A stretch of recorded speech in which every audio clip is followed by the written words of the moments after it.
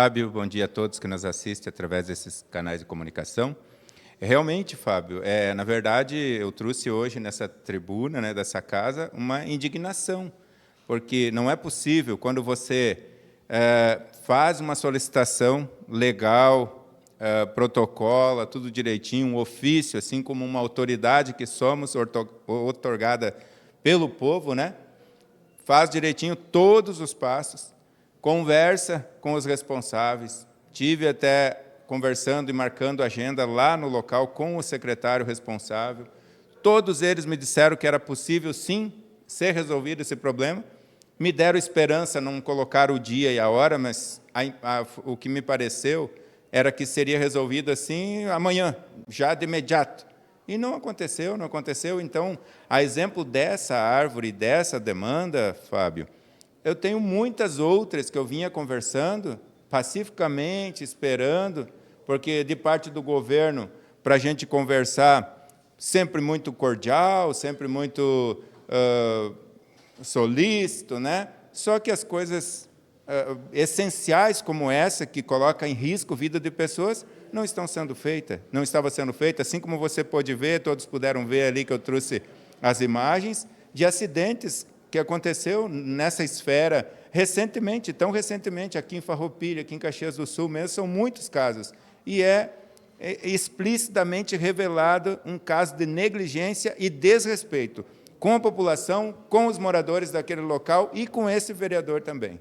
Outro assunto que o senhor abordou também em outras sessões e também foi tema nesta sessão, a questão do parque público para o automobilismo, né, que seria aqui em Caxias do Sul, no interior, em Fazenda Souza, teve uma questão de viabilidade técnica e também ambiental que não pode mais ser realizado neste local. Tem alguma novidade já para novas áreas, também o comprometimento do governo, os vereadores estão sendo chamados para falar sobre essa situação, o senhor que é inclusive o presidente da Frente Parlamentar do automotor.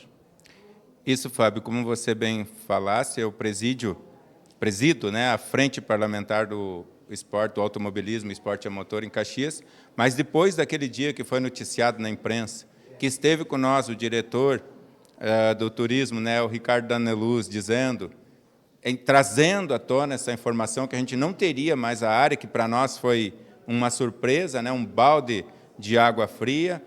A imprensa, né, noticiou isso aí depois que ele trouxe isso a público, e a fala dele, inclusive, a gente viu nos meios de comunicação, o prefeito também se retratando, dando uma explicação, dizendo que já tem outras áreas em vista, inclusive são áreas públicas que não precisa passar por aquele processo de aquisição, de compra e tudo mais, que é só avaliação, viabilidade e tudo mais, que inclusive saiu, né, no ZH lá que era um prazo estimado de 10 a 15 dias.